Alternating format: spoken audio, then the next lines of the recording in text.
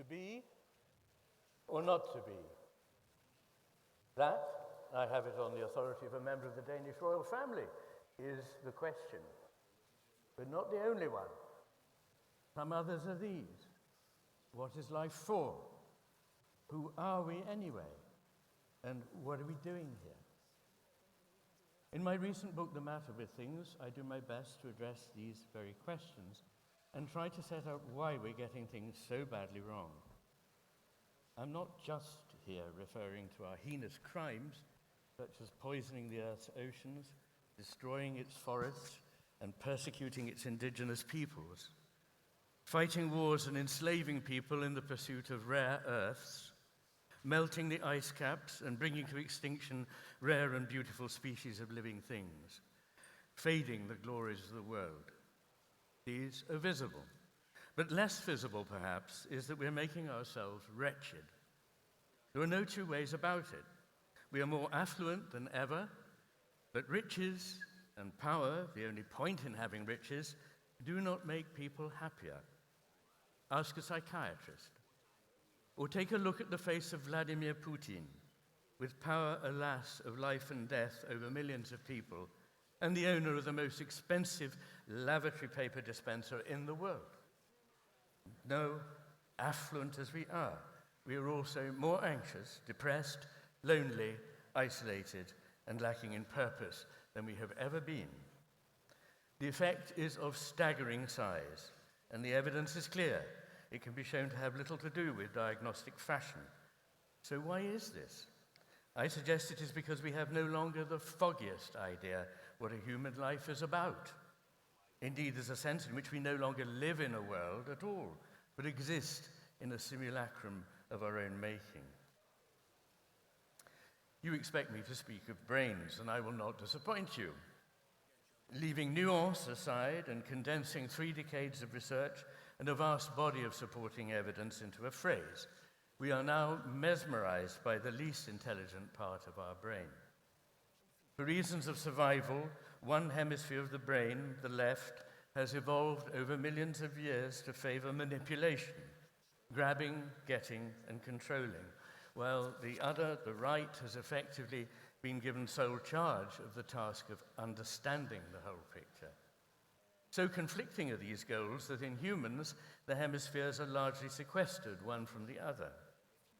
Our apparent ability these days to hear only what comes from the left hemisphere does not depend on the brain itself having radically changed in the last couple of centuries, though it is certainly always evolving. It's more like this. You buy a radio set, and you soon find a couple of channels worth listening to. For a host of reasons, after a while, you end up listening only to one.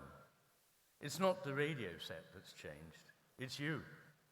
And in the case of the brain, it would not even have mattered so much if we'd settled on the intelligent channel. But we didn't. We settled on the one whose value is nothing to do with truth, nor with courage, magnanimity, and generosity, but only greed, grabbing, and getting, manipulation. And no, the difference between the hemispheres is not a myth that has been debunked. That itself is a myth that requires debunking, and which I've been rather successfully debunking for some while now. What definitely does need to be debunked is the bad old pop psychology story that the left hemisphere does reason and language, and maybe a bit dull, but is at least reliable, like a slightly boring accountant. And the right hemisphere does emotions and pictures, but is apt to be flighty and fey. All this is wrong, since we now know that each hemisphere is involved in everything, and that, for the record, the left hemisphere is less emotionally stable, as well as less intelligent, and I mean cognitively as well as emotionally and socially, than the right. The right hemisphere is a far superior guide to reality. Delusions and hallucinations are much more frequent, grosser, and more persistent after damage to the right hemisphere than to the left. Without the right hemisphere to rely on, the left hemisphere is at sea. It quite literally denies the most obvious facts, lies, and makes stuff up when it doesn't know what it's talking about. And it is relentlessly, vacuously cheerful, in the face of overwhelming disaster. You may well say, but so what? Why the fuss? Actually, I don't care where things go on in my brain. But it does matter hugely, because each hemisphere takes a different view of the world, and those views are not strictly compatible. And so, when we reflect, philosophize, or discourse publicly, we're pretty much forced, without knowing, to favor one take or the other. It seems that for us to be of two minds, to appear inconsistent, is a greater sin than to be consistently wrong. No room for yes, but, for nuance, for seeing the hidden opposite that is always there in whatever is being peddled to us. So what are these two hemispheric visions of the world like? I hope you may recognize them from experience. The left, using narrow beam, scattered attention to one detail after another, sees what is already familiar, certain, static, explicit, abstract, decontextualized, disembodied, categorized, general in nature, and reduced to its parts. All is predictable and controlled. This is an inanimate universe and a bureaucrat's dream. It is like a map in relation to the world that is mapped, useful to the degree that it leaves almost everything out, and its only value is utility. Note that all here is a representation, which literally means present again, when it's actually no longer present, but dead and gone. The other, the right hemisphere, sees not the representation, but the living presence, bringing broad, open, sustained, vigilant attention to bear on the world.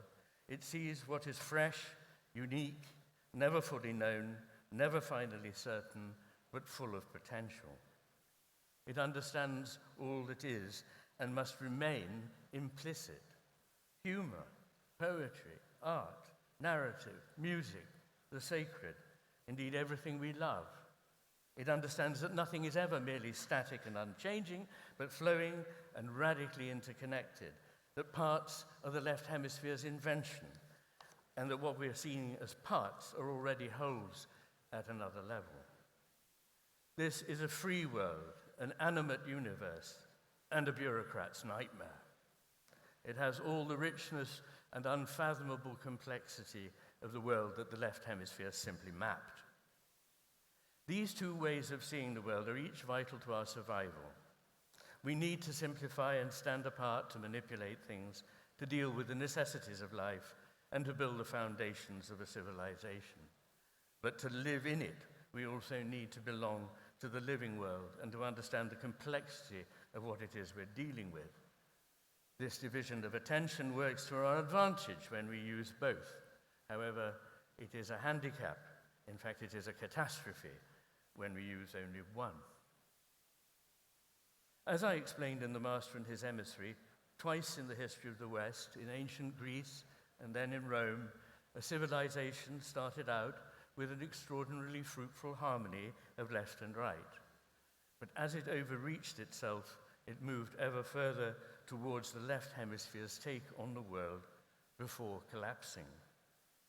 And the same trajectory is now being pursued for the third time. After the miraculous outpouring of creativity in the arts, science, society, and philosophy that we call the Renaissance, our civilization has moved since the Enlightenment, drunk with the arrogant belief that it knows everything and can fix everything, further and further towards the left. We are now like sleepwalkers, whistling a happy tune as we amble towards the abyss. There is a phenomenon in psychology called the Dunning-Kruger effect, which means that the less you know, the more you think you know, and vice versa. The left hemisphere doesn't know what it is it doesn't know, and so it thinks it knows everything. The right hemisphere, which in reality understands far more, is aware of those vast unknowns. When we're functioning well, the right hemisphere tests the left hemisphere's theory about reality against experience. But the left hemisphere's vision of a lifeless, mechanical, two-dimensional, geometric construct has been externalized around us to such an extent that when the right hemisphere checks back with experience, it finds the left hemisphere has already colonized our reality, at least for those of us who lead a modern Western urban life. It finds a perfect simulacrum of the world according to the left hemisphere. The things that used to give us a clue that our reductionist theories weren't all they were cracked up to be are fading away for most of us. These were the proximity of the natural world, the sense of a coherent shared culture, of the body as something we live, not merely possess, the soul-moving power of great art, and the sense of something sacred that is very real but beyond everyday language. Turning to AI, artificial information processing, by the way, not artificial intelligence, in many ways it could be seen as replicating the functions of the left hemisphere at frightening speed across the entire globe. Since the evolutionary reason for developing left hemisphere functions was solely to enhance power, this could indeed be seen as the ultimate logical aim of the left hemisphere. It has, after all, no sense of the bigger picture, of other values, or of the way in which context, and even sheer scale and extent, changes everything. Every angel has his devil. What looks good in one context may be far from good in another, or when extended too far. But every devil has his angel, and full credit to AI where it has potential to be an enormous help to us. Above all, I believe this is in finding ways to help reverse the damage done by the tide of destruction that industrialization itself has brought about, the destruction of the living world, which I started by referring to. Ecological repair, then. Here it can be truly a good angel, the very best we could hope for. And there's much else to be grateful for. It can help treat diseases and perhaps find less destructive ways, such as nuclear fusion, to generate power. As an aside, though, maybe our dependency on power is part of the problem, and we should be aiming to use far less power in the future. And though, as a doctor, I believe in treating diseases, you'll be surprised to hear, length of life is not by a million miles as important as the quality of that life, and we will all die of something one day. We must focus on quality, not quantity, of life. Here again, I believe AI could help us, but how? I suspect by dealing with the sort of technical problems I've mentioned and keeping as far as possible out of our daily lives. Let me explain. Can't AI help us through freeing time up for us by removing mundane tasks? Of course, IT saves time by doing things quickly. Or does it? Bosses become rich by saving wages, but we become their new unwilling wage slaves. This is already apparent in not so small ways that add cumulatively to the stress of everyday life and rob it of its feel of connection with another human being, as well as robbing us of our most precious commodity, time. This has got more obvious in the last 4 or 5 years, so not just because of COVID, though that accelerated an already obvious development.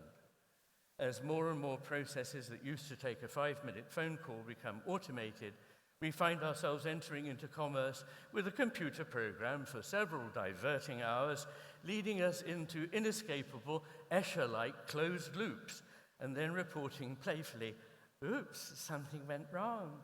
And if after this you hold the phone for an hour so as to speak to a real person, they increasingly appear to have been so degraded by enforcement of machine-like algorithms that they might as well be machines. Everyday life has got much worse.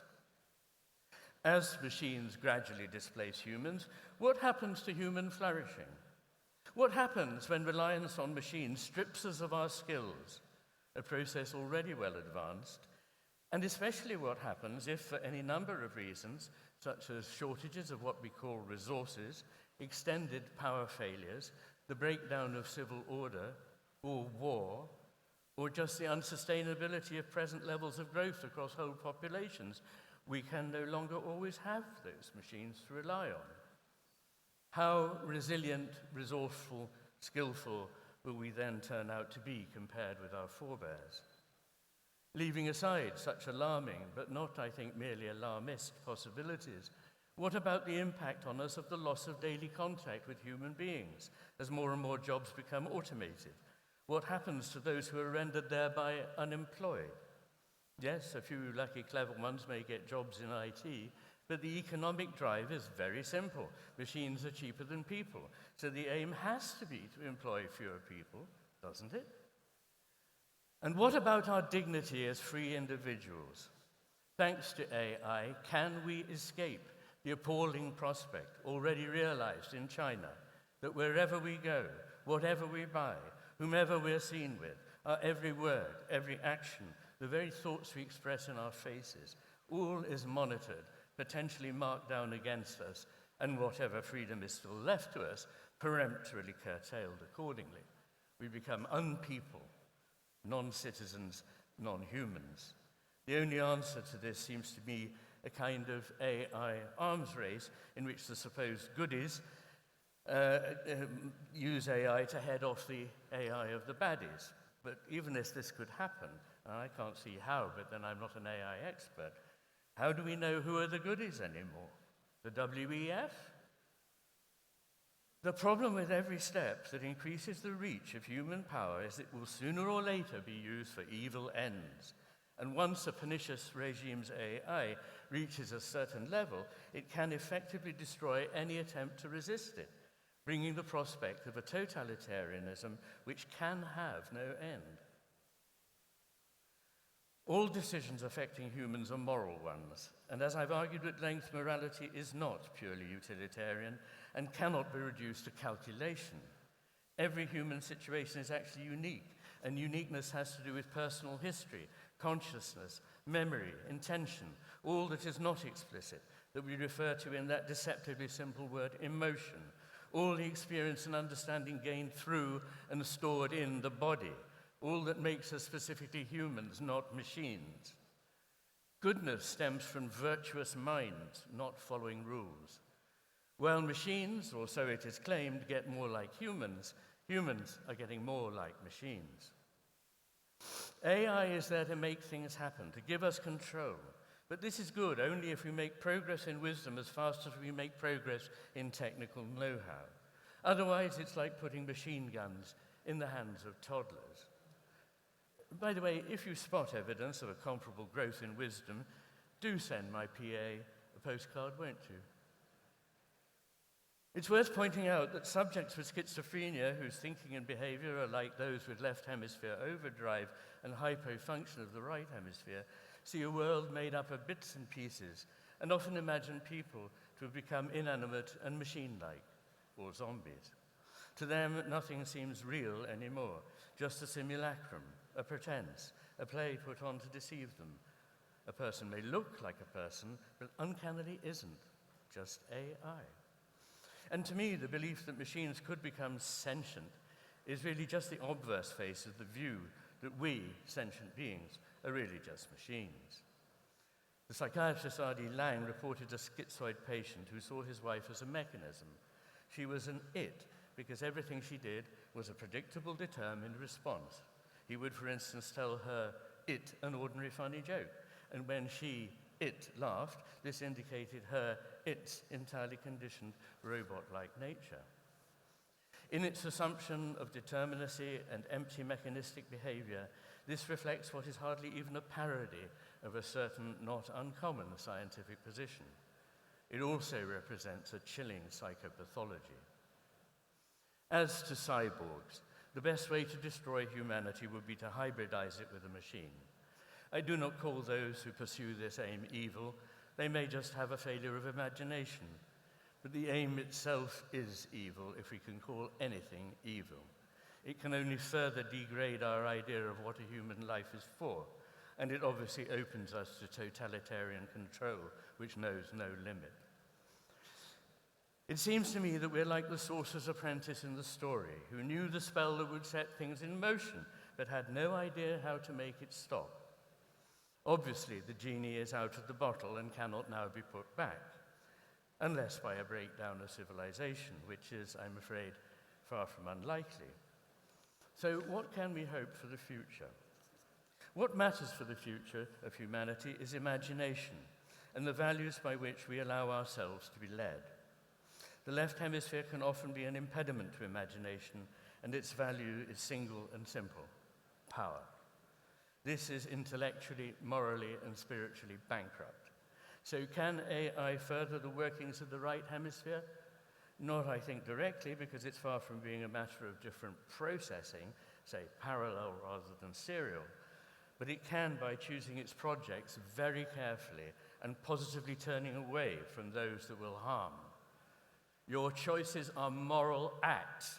You can't shrug it off. I've painted some dark pictures, but in the situation that we're in right now, while we have time, can we do something? Oddly, the paradox is that to succeed at AI, whose entire purpose is to give us control, you must let go of control, at least to a large extent. Let go of mechanisms, bureaucracy, micromanagement, and strangulation by systems. We must work with, not against, nature. A gardener cannot make a plant or make it grow.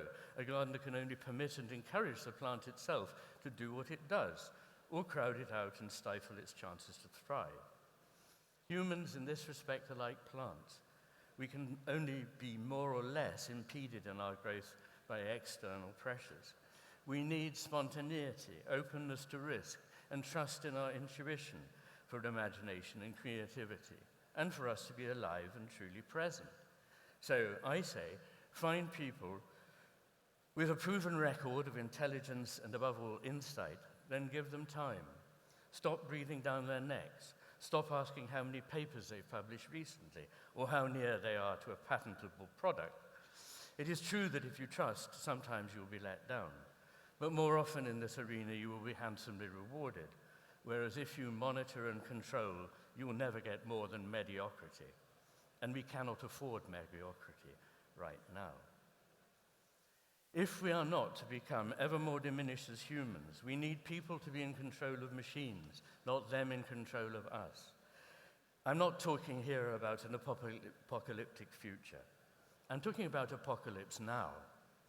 We're already calmly and quietly surrendering our liberty, our privacy, our dignity, our time, our values, and our talents to the machine. Machines will serve us well if they truly relieve us from drudgery, but we must leave human affairs to humans. If not, we sign our own death warrant. All that we value most cannot be achieved by control or by an effort of will. Many rationally desirable goals, such as sleep, are simply incompatible with the state of mind required to pursue them. They must come, if they come at all, as the byproducts of a life well lived. Among these are wisdom itself, followed closely by imagination, creativity, courage, humility, virtue, love, sympathy, admiration, faith, and understanding. They cannot be willed. What makes life worth living is what can only be described as a resonance, an encounter with other living beings, with the natural world, and with the greatest products of the human soul. Some would say with the cosmos at large. It's only in encountering the uncontrollable that we really experience the world and come fully alive.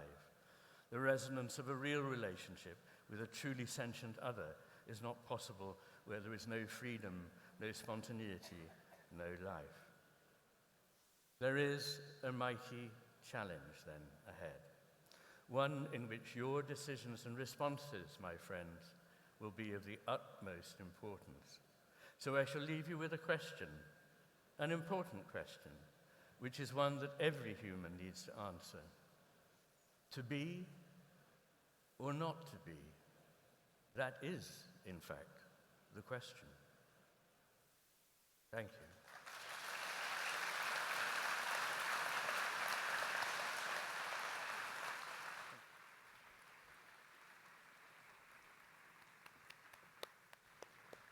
Wow.